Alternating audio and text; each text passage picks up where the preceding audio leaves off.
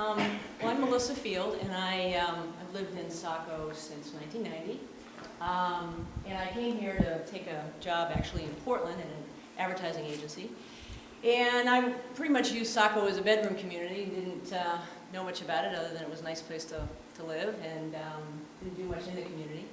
And then recently I bought a house and found myself down at City Hall asking questions about the comprehensive plan, what these people were planning, especially in my neighborhood. And so Bob Hamblin, who's the city planner, talked to me one day and he said, "How can we put your talents to use for the city?"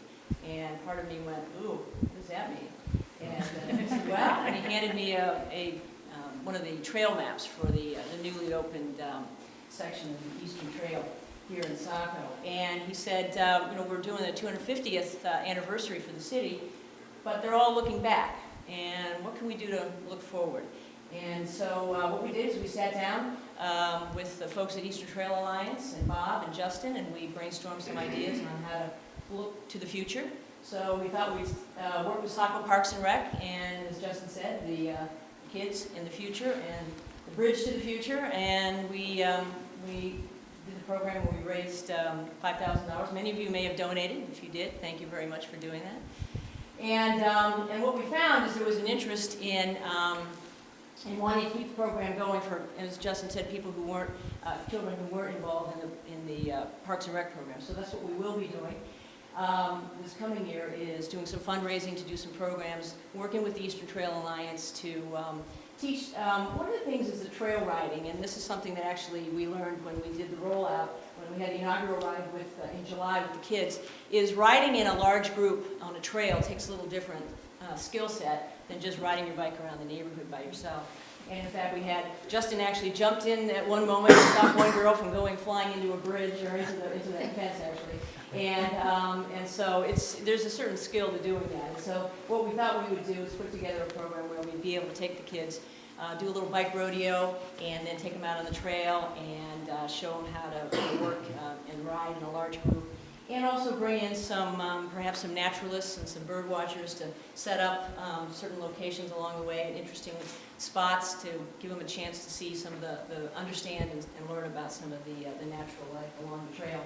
So that's what we're planning to do for the Bikes for Kids program continuing into the future. So we will probably be looking again for donations. So if you hear from us in that capacity, then keep that in mind. That's what we're headed toward. And then do we want to go to the next slide? Now, one of the things that we did as part of the fundraiser for Bikes for Kids was Justin set up a Facebook page, and we thought to kind of give it a little more activity. We'd have the kids go out on the trail, take some photographs, and then we'd put them up on the Facebook page. And when we did that, I looked at the pictures and I thought, you know, these pictures need captions, and it's kind of what's going on in the photograph. So I called up a friend of mine who is a naturalist, and she and I worked together on coming up with captions. And we were on the phone and we were looking at the pictures, and we came to this photo, and I don't know if you probably can't see it real well on this screen, but it's a 50-year-old oak tree that fell over, or actually a tree that fell over 50 years ago, I should say. And it has an exposed root mass there. And she said to me, she said, "Well, that's a great picture. Where is that?" And I said, "I have no idea where that is. I wasn't with the kids when they took the picture, and I have no idea where it is." And she said, "Well, that's too bad, because there's a lot going on in that picture, and I'd like to go there and check it out. And as a naturalist, I'd like to go look at it." And I said, "Well, I don't know. I can't tell you where it is." So I thought about that, and I thought, you know, what's interesting is that if you have a smartphone, and you have Google Maps, and you're driving up Route 1 on the east side of Thornton Academy, and you go through town, you'll see all the various restaurants, McDonald's and all the other, they're all geotagged, and the significant locations along that road are all tagged. But if you go behind Thornton Academy on the Eastern Trail, there's nothing tagged. You don't know where anything is, other than what is significant. Is it significant, and why is it significant? So that's really where this project started.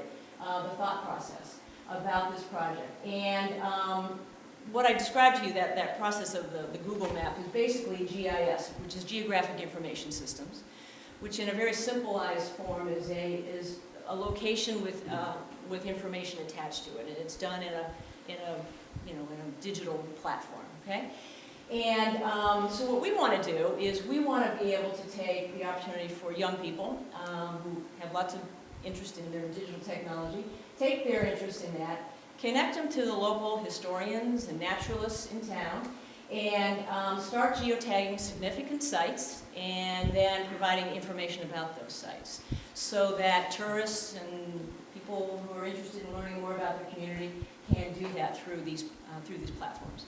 So we're fortunate that the Eastern Trail Alliance, actually, when they did develop the initial route that they were going to use for the Eastern Trail, they put that on a base map on Google Maps, and we have access to that base map, and we will be using that base map as a launching pad for this demonstration project that we're going to do to work with people in Old Orchard Beach, in Saco, and Biddeford to go through along the Eastern Trail and geotag significant locations from downtown, in the woods, and also there have been some questions about the arts and how we're going to bring that into it, and we're still working on that, and we have some creative ideas that we're going to do on that. So this is kind of a project that is it's evolving, and we haven't figured it all out yet, and we're just going to keep exploring, and we hope that if there's anyone, I've talked to a few of you, and there's any that are interested in